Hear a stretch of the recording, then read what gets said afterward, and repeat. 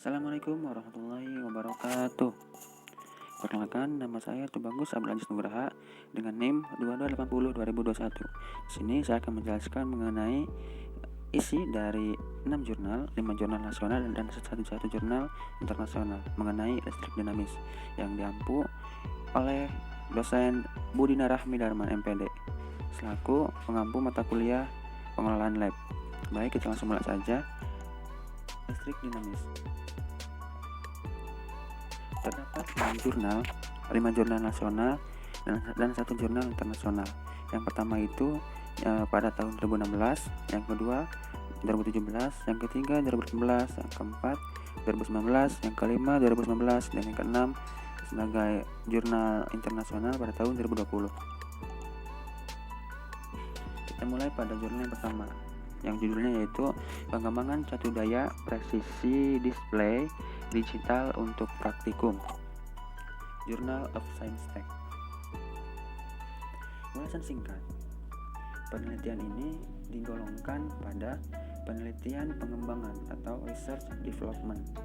Dalam hal ini dikembangkan alat catu daya presisi display digital untuk praktikum materi listrik dinamis yang difokuskan pada hukum Kirchhoff 1. Baik, kita langsung saja pada pembahasan mengenai alatnya.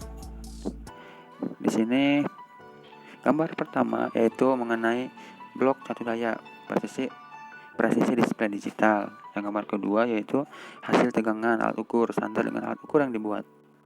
Pada alat ini memiliki kelebihan dan kekurangan.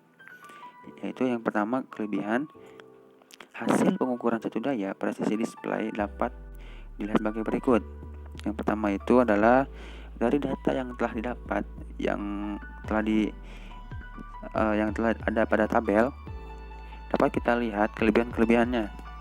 Yaitu dari data yang telah didapat, maka kelebihan dari alat ini yaitu hasil validasi terhadap alat catu daya presisi display digital yang dikembangkan adalah 89% atau sangat valid. Dan kekurangannya adalah dalam tabel hasil percobaan diketahui kekurangan dari alat ini, yaitu pada percobaan ke-7. Alat ukur yang dibuat terjadi kesalahan sebesar 0,01 volt dikarenakan suatu alat ukur perlu diuji keakuratannya dengan percobaan berulang.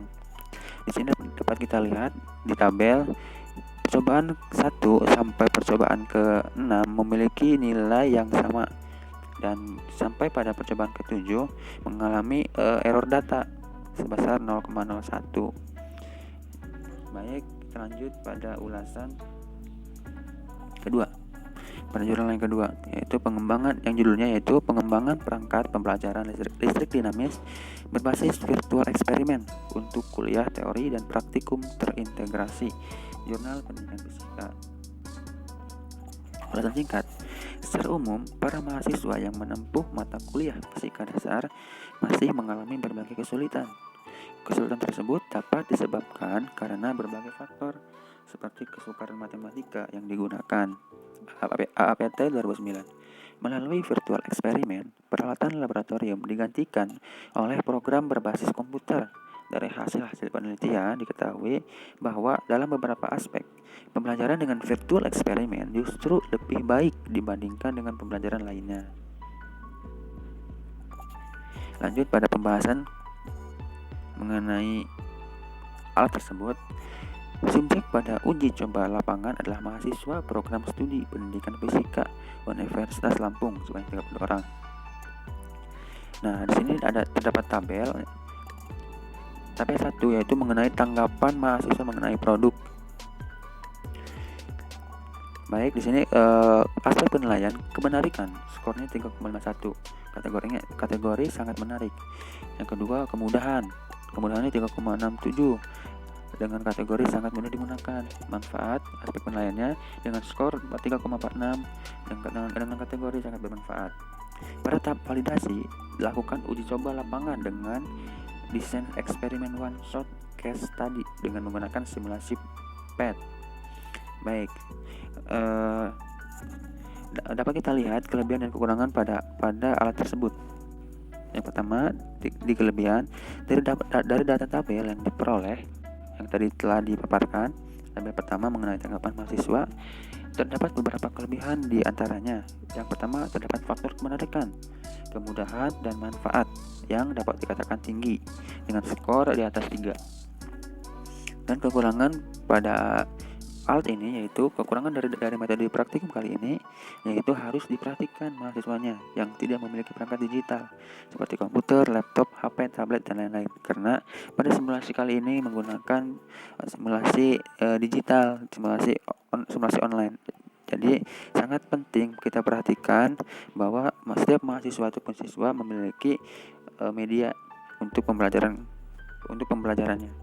Baik, kita lanjut pada pembahasan yang ketiga, yaitu pengembangan virtual fisik laboratori berbasis website pada pokok berbahasa listrik dinamis. Jurnal Proceeding Seminar Nasional Pendidikan Fisika Untirta. Ulasan singkat, menurut Jaya tahun 2012, laboratorium virtual dapat mendukung kegiatan praktikum di laboratorium yang bersifat interaktif, dinamis, animatif, dan berlingkungan virtual, sehingga tidak membosankan dan dapat mendukung keinginan pengguna memahami materi pelajaran. Uji coba produk yang telah direvisi ini dilakukan pada siswa kelas 12 IPA 6 SMA 1 Kabupaten Tangerang. Hasil angket yang diuji yaitu aspek ketertarikan pada media, penyajian materi, dan manfaat media pembelajaran. Hasil angket respon siswa pada uji coba terbatas terhadap multimedia. Laboratorium jika dipresentasikan secara keseluruhan maka akan memperoleh 80% pada uji coba terbatas, dan pada uji coba luas ialah 98%. Nah, dari data tersebut, laboratorium virtual yang dikembangkan ini meliputi halaman home, halaman berdasar, halaman pretest, halaman simulasi, halaman login, dan halaman panduan dengan menggunakan HTML, CSS, dan JavaScript. Sudah tentu di sini kelebihannya yaitu menarik, penyajian materi lengkap dan manfaat dari pembelajarannya, dan kekurangannya media digital yang perlu diperhatikan, HP, laptop, dan lain-lain, karena di sini menggunakan virtual kembali.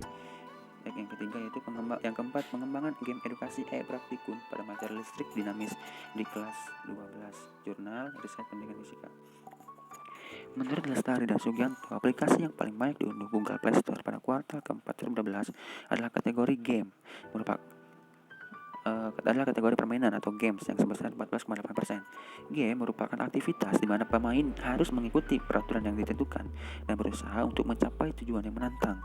Niken Sasi dan Kuswardayan menjelaskan bahwa game edukasi merupakan salah satu tema permainan yang mempunyai nilai edukasi dalam sebuah permainan, sehingga kegunaan permainan yang awalnya hanya sebagai media penghibur akhirnya digunakan sebagai media pembelajaran atau sarana pelatihan. Baik, di sini media diuji coba kepada 30 peserta didik SMA 3 SMA 3 Malang kelas 12 peminatan IPA. Pada model pengembangan ini, proses pengembangan pembelajaran terbagi ke dalam 5 tahap assessment atau analisis yang terdiri dari penilaian, kebutuhan atau need assessment, dan analisis awal-akhir, front end analysis, design, development, implementation, dan evaluation. Hasil validasi media didapat rata-rata sebesar 94,2%. Presentasi tersebut masuk dalam kriteria sangat valid. Hasil validasi materi didapat rata-rata sebesar 92,7%. Presentasi tersebut masuk dalam kriteria sangat valid. Hasil validasi uji coba lapangan didapat rata-rata sebesar 88,3%. Presentasi tersebut masuk dalam kriteria sangat valid, maka dapat kita simpulkan kelebihannya yaitu mudah untuk dimainkan oleh peserta didik, bisa dimainkan secara offline juga, karena dari hasil validasi sangat bagus sekali dan sangat valid dan dapat digunakan dan sangat layak digunakan. Dan kekurangannya yaitu, dan lagi-lagi kekurangannya harus memperhatikan daya baterai baik HP maupun perangkat lainnya, juga perlu memiliki perangkatnya tersebut. Yang kelima, pembelajaran listrik dinamis menggunakan kit praktikum untuk meningkatkan keterampilan proses sains. Seminar Nasional Fisika. Arus listrik didefinisikan sebagai laju aliran muatan listrik yang melalui suatu luasan penampang lintang. Arah arus dianggap searah dengan aliran muatan positif. Konvensi ini ditetapkan sebelum diketahui bahwa elektron-elektron bebas yang bermuatan negatif adalah partikel-partikel yang sebenarnya berledak dan akibatnya menghasilkan arus pada kawat penghantar. Baik, di sini sampel penelitian ini ditentukan berdasarkan purposive sampling. Sampel penelitian ini adalah kelas 11 IPA 2 sebagai kelas eksperimen dan kelas 11 IPA 3 sebagai kelas kontrol. Teknik pengumpulan data menggunakan lembar observasi LKPD dan angket respon dengan hasil di atas 70%. Maka di sini kelebihannya yaitu dapat memberikan pengalaman langsung ketika berakit untuk praktikum yang akan dilakukan karena secara offline, secara langsung menggunakan kit. Dan kekurangannya yaitu perlu waktu yang lebih dalam proses perakitan. Kedua, juga halnya diperlukan peralatan yang lengkap dan memadai.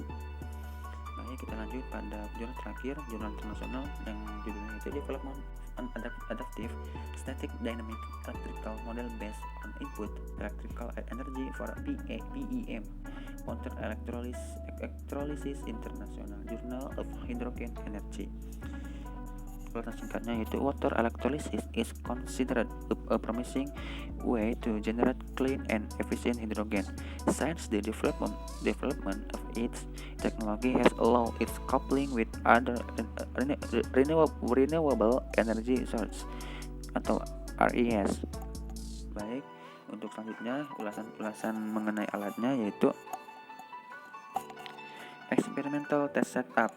Di sini pengujiannya dengan the test setup is composed of the following device. Jadi praktikumnya menggunakan beberapa komponen. Yang pertama itu adalah a laptop with a virtual control panel to control the DC power supply. Jadi laptop ini digunakan untuk mengontrol power supply DC dengan arus DC ya. DC power supply. Nah, kita juga butuh alat power supply-nya. Yang ketiga yaitu 4-channel oscilloscope. Nah, yang ketiga itu oscilloscope. Yang keempat pure water tank. Nah, kita perlu air yang jernih atau botol air. Yang kelima itu adalah commercial electrolyzer. Nah, ini juga ada alat yang kelima yaitu electrolyzer. Yang keenam itu adalah ada kabel probe ya. Yang ketujuh adalah voltage probe. Jadi probe untuk mengukur tegangan. Nah, di sini kelebihannya yang kita dapat. Nah, di sini juga terdapat rangkaiannya, contoh rangkaian yang digunakan. Di bawah equivalent circuit for PEM electrolyzer. Nah, di sini kelebihannya yaitu dari data yang terdapat pada jurnal yang terdapat pada tabel ya. Salah satu kelebihannya yaitu akan menjadi data tersendiri untuk para pelajar. Kenapa? Karena di sini menggunakan praktikum langsung. Jadi para murid akan mendapatkan pengalaman tersendiri. Dan kekurangannya itu perlu laptop dan barang-barang elektrik lainnya. Baik. Nah, yang terakhir itu rancangan. Dari rancangan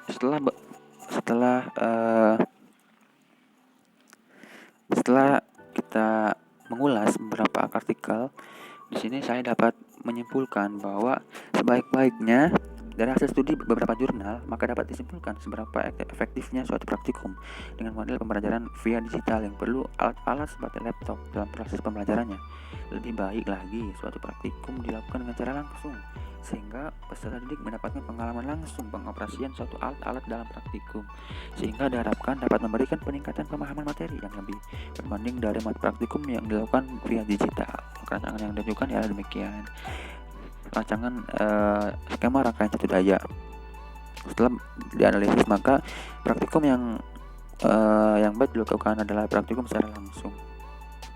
Baik itu praktikum via digital, baik seberapapun efektifnya via digital, maka kesimpulan dari saya pribadi lebih baik menggunakan praktikum secara langsung. Baik, terima kasih. Mohon maaf apabila ada kekurangan dari segi materi dan juga penyampaian. Terima kasih. Ditutup. Wassalamualaikum warahmatullahi wabarakatuh.